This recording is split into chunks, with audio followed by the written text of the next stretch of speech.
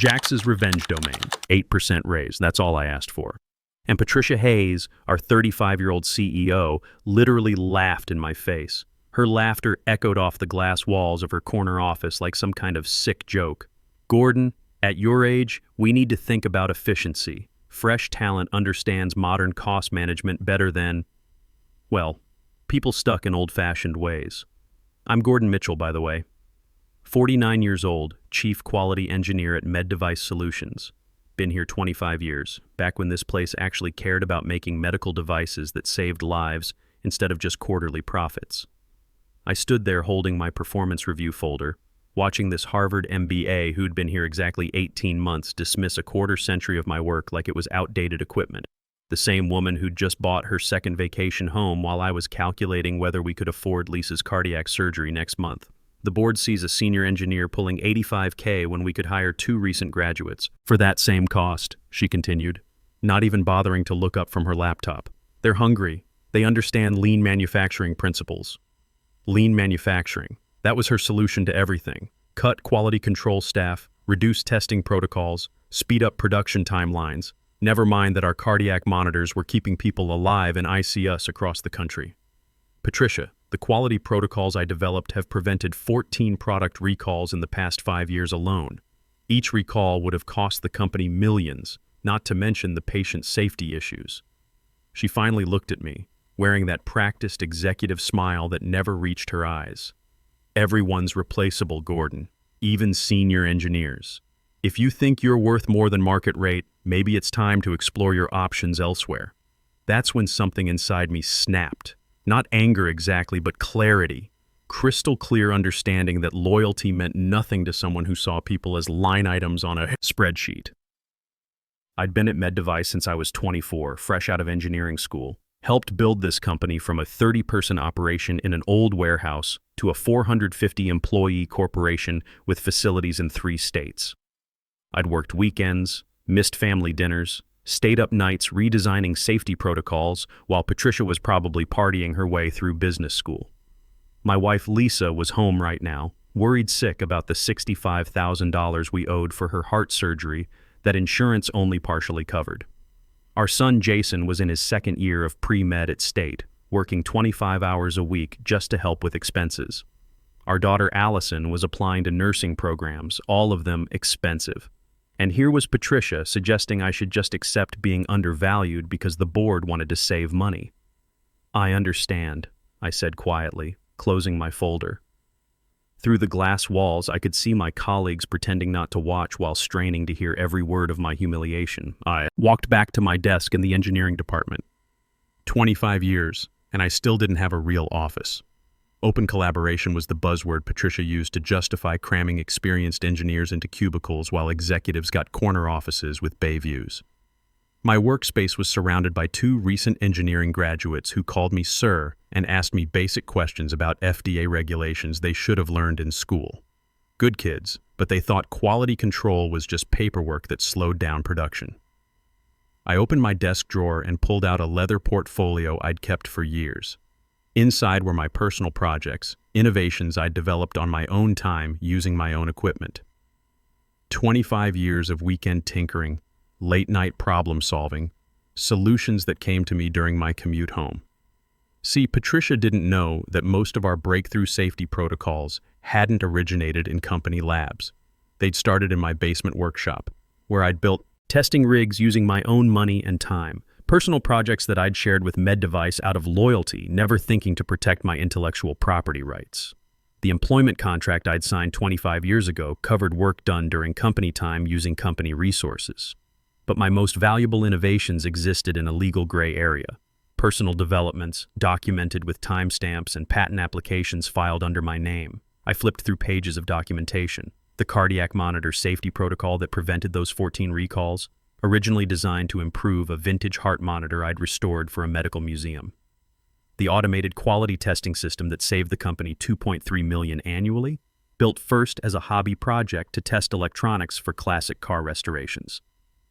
Every major safety innovation Patricia bragged about in quarterly meetings had started as my personal curiosity, my private passion for solving problems that kept people alive. I pulled out my phone and scrolled to a contact I'd saved but never used. Wesley Cooper, VP of Engineering at Precision Medical, our biggest competitor. He'd reached out after a medical device conference last year where I'd presented on quality protocols. His LinkedIn message from 6 months ago was still unread. Gordon, I've been following med devices safety innovations, and I recognize real engineering talent when I see it. Whenever you're ready for a conversation about opportunities where experience is valued, not just discounted. At the time, I'd been loyal to med device.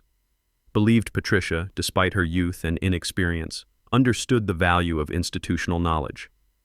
How wrong I'd been. My fingers hovered over the call button. 25 years of corporate conditioning told me to be reasonable, not to burn bridges. But then I thought about Lisa's medical bills, about Jason working himself exhausted between classes, about Allison already talking about community college because she didn't want to burden us with debt. Patricia had made it clear that my loyalty meant nothing.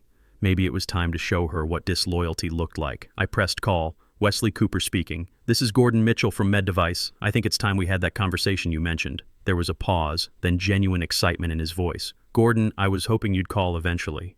I've been tracking your safety protocols for years. When can we meet? Tonight work for you? Absolutely. How about Romano's Italian restaurant downtown? 7 o'clock? 2 hours later, I sat across from Wesley at Romano's, a place that required reservations weeks in advance. He'd gotten us a private booth with one phone call. Wesley was 53, silver-haired, wearing a casual button-down instead of a power suit. He looked like someone who'd actually built medical devices with his hands before learning to manage budgets. I've been following your work for years, Gordon, Wesley said over dinner. That cardiac monitor protocol alone has probably saved thousands of lives. How did you develop the early warning algorithms? For the first time in months, someone was asking technical questions instead of talking about cost savings. Wesley understood the complexity of what I'd built, respected the engineering expertise required to create safety systems that actually worked. The algorithm started as a personal project, I explained.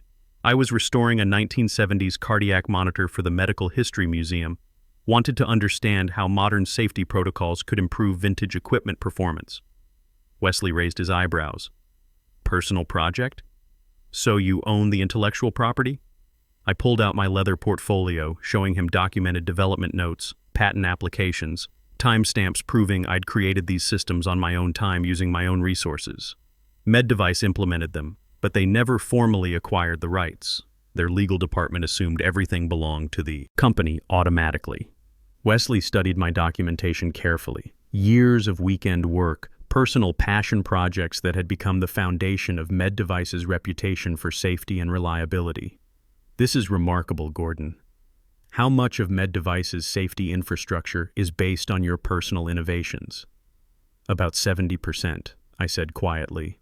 The core monitoring protocols, the automated testing systems, the quality prediction algorithms, all developed as hobby projects before the company adopted them.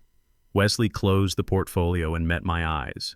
Senior Quality Director position, oversight of our entire medical device safety division. Base salary $170,000, full benefits including comprehensive medical coverage for your wife's condition, and equity that vests over 4 years. I nearly choked on my wine. $170,000 was double my current salary, enough to pay Lisa's medical bills without touching our retirement savings. Enough to send both kids to the schools they deserved. More importantly, Wesley continued, proper recognition. Your name on patents, your innovations properly credited, leadership of a team that values experience over youth. He leaned forward. We believe gray hair means wisdom, not obsolescence. Our average engineer age is 42. We hire for knowledge, not energy level.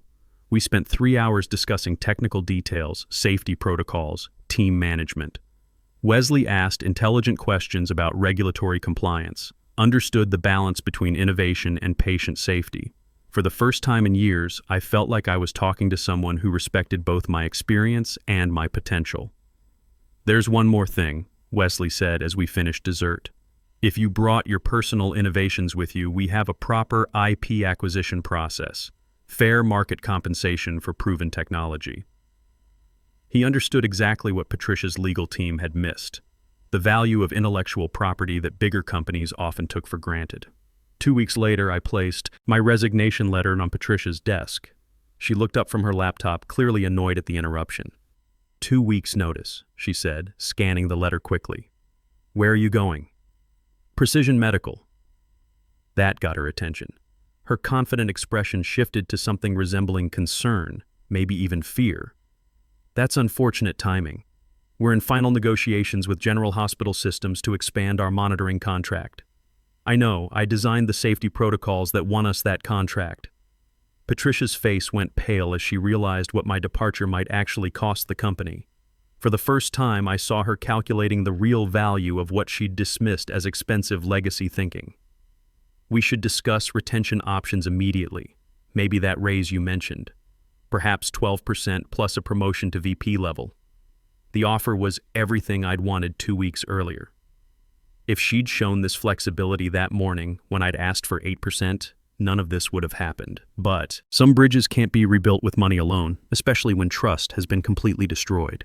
The offer from Precision Medical is $170,000 plus comprehensive benefits, I said. But more importantly, they value experience over cost savings. She laughed, but it sounded hollow now. Nothing like the confident dismissal from her office. They're overpaying by at least 80%. You'll be disappointed when they realize a 49-year-old engineer can't adapt to their development pace. I smiled, feeling that strange new confidence that came from finally knowing my worth. We'll see who's disappointed. My last 2 weeks at MedDevice were surreal. Suddenly, people who'd barely acknowledged me for years wanted to take me to lunch, pick my brain about systems they'd ignored. Middle management scrambled to document processes they'd never bothered to understand. I trained my replacement, Alex Rodriguez, a 27-year-old with an engineering degree but no real-world experience with FDA regulations. Good kid, but terrified of the responsibility he was inheriting. I spent hours explaining protocols that took me years to develop, watching his eyes glaze over at the complexity. How long did it take you to learn all this? He asked during our final training session.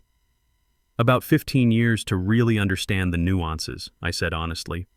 The technical stuff you can learn in months. The judgment calls that keep people alive, that takes experience.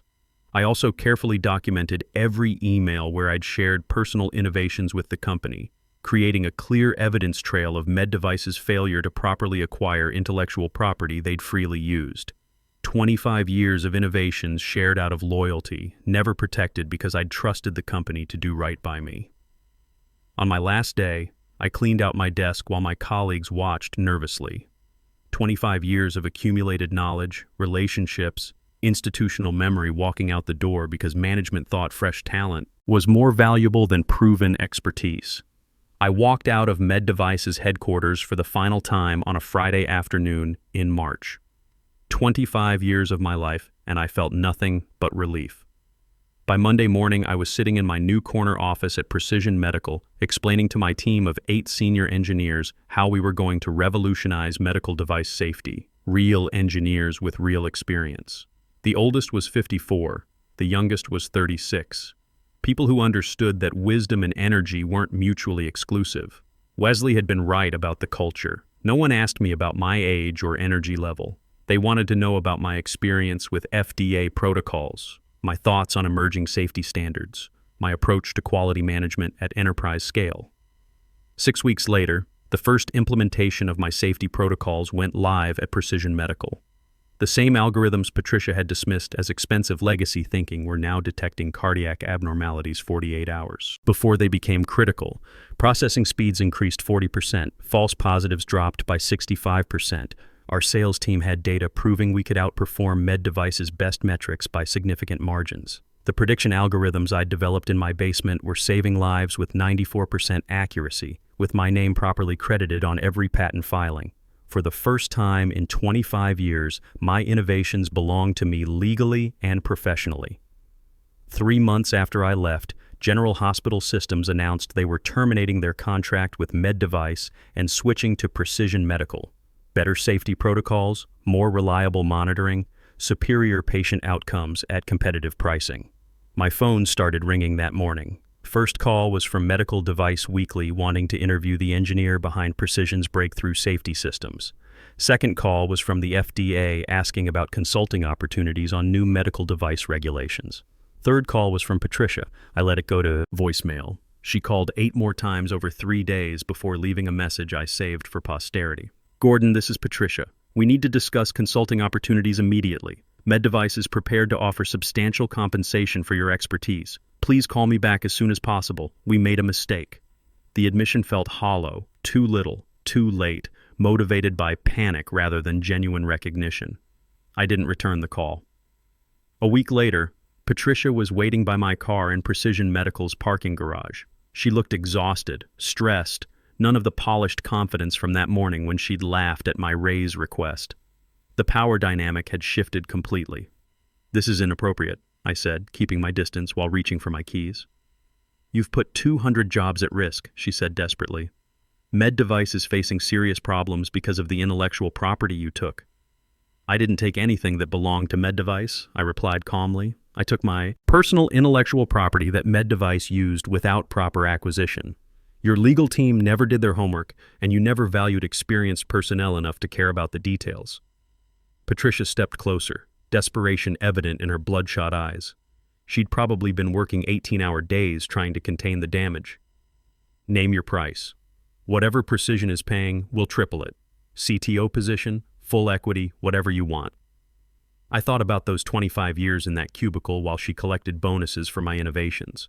About the morning she'd suggested I should just accept being undervalued because I was expensive overhead.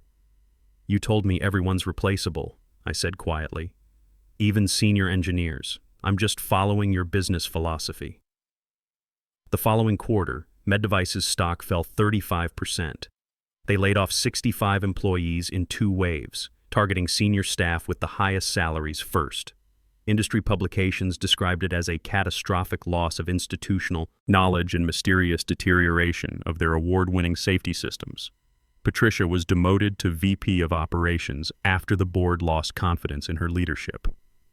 Her replacement was a 58-year-old former Johnson & Johnson executive who immediately began trying to poach senior engineers from competitors.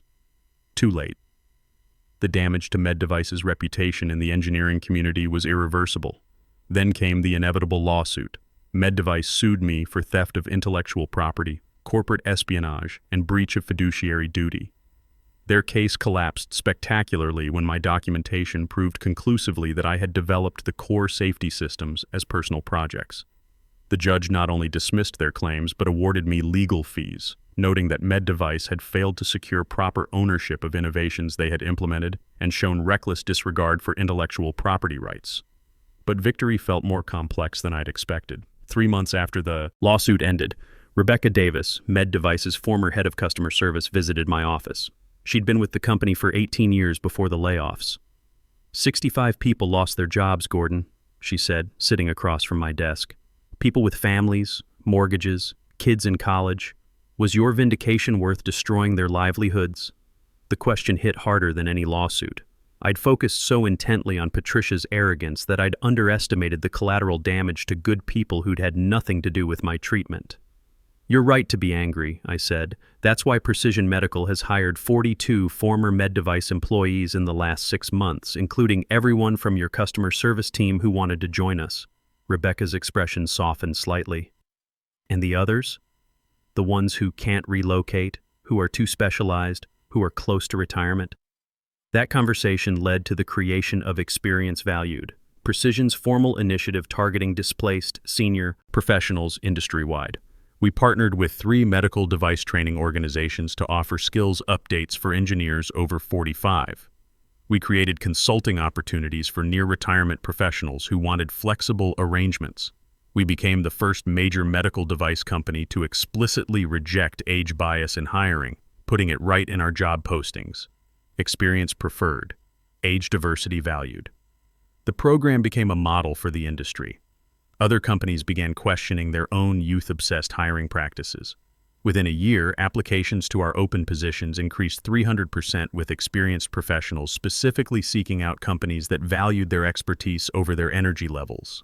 8 months after leaving MedDevice, I received the Medical Device Safety Leadership Award for contributions to cardiac monitoring protocols. Standing at that podium, looking out at an audience full of gray-haired engineers and young developers working together, I thought about Patricia's comment about fresh talent.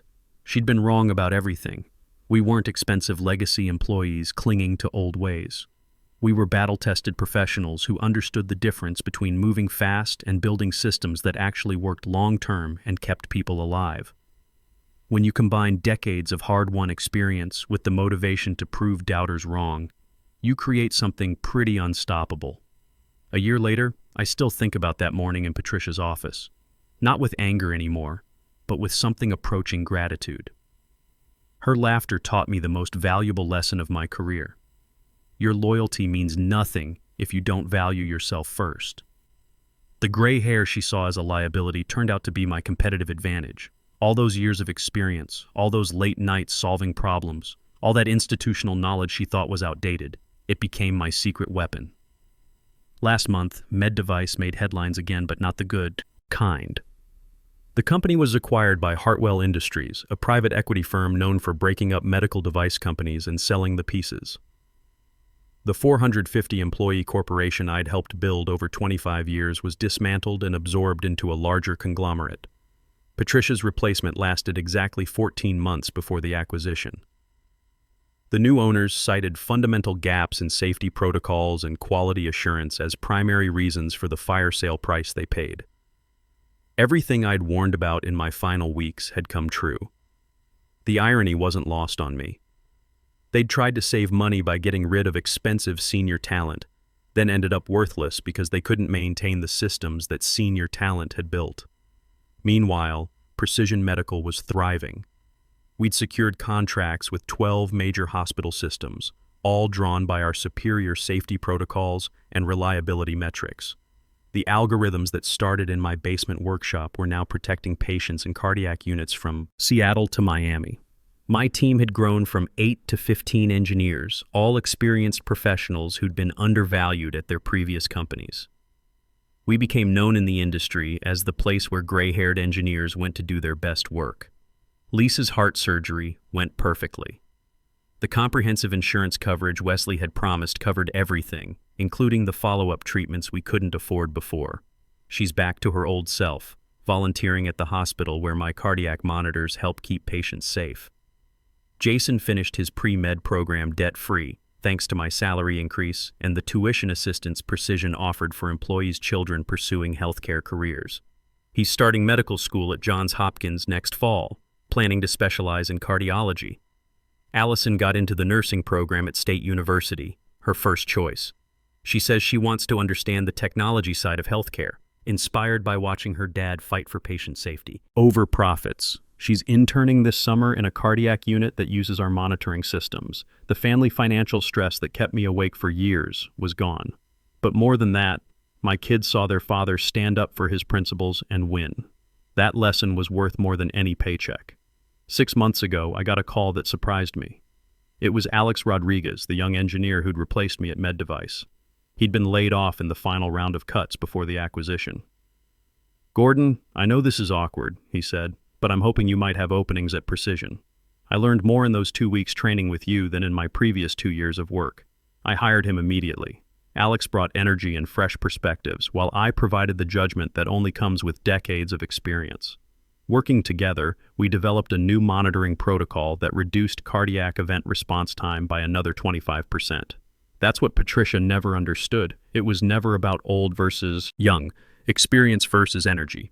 The best teams combine both. Gray hair brings wisdom. Fresh eyes bring innovation. When you mix them together with mutual respect, you get breakthrough results. The experience-valued program continued to expand. We'd placed 127 displaced senior engineers in positions across the industry.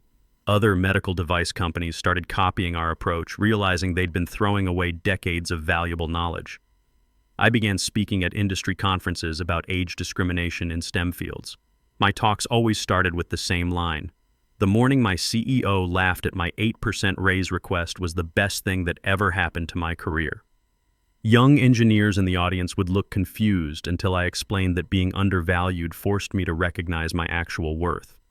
Sometimes you need someone to dismiss your contributions before you realize how valuable they really are.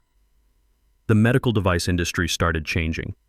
Companies began creating senior engineer tracks that valued experience alongside traditional promotion paths. Age discrimination lawsuits increased as older workers realized they had legal protection. The culture slowly shifted from worshiping youth to respecting expertise. 3 months ago, I received a letter that made me laugh out loud. It was from Patricia, now working as a consultant for medical device startups. She was asking if I'd be interested in partnering on a new venture focused on experience-driven innovation. I sent back a polite decline. Some bridges once burned should stay that way, but I wished her well and hoped she'd learned something from watching med device collapse. If you're reading this and you're over 45, dealing with managers who think your experience is expensive rather than valuable, remember something. Your knowledge isn't just worth defending, it's worth fighting for. Document your work. Understand your legal rights. Know what you've contributed and what you're worth. Never let anyone convince you that your best years are behind you, because sometimes the most powerful thing we can do is simply refuse to become invisible. Age isn't a weakness in any industry. It's wisdom waiting to be unleashed. And when experience finally gets angry enough to demand respect, entire industries change. The algorithms are still running. My name is on the patents. And somewhere in corporate America, a young executive is learning not to laugh at senior employees asking for what they deserve. Because sometimes the best revenge isn't getting mad. It's proving them wrong and building something better while you do it. The gray hair Patricia saw as obsolete turned out to be exactly what the industry needed: experience, judgment, and the hard-won knowledge that comes from 25 years of keeping people alive. And that's a lesson you can't learn in business school. Your greatest professional threat isn't younger competition. It's accepting someone else's valuation of your worth, instead of documenting and defending the value you've actually created. The moment you stop being grateful for undervaluation and start being strategic about your irreplaceable knowledge is the moment your real career begins.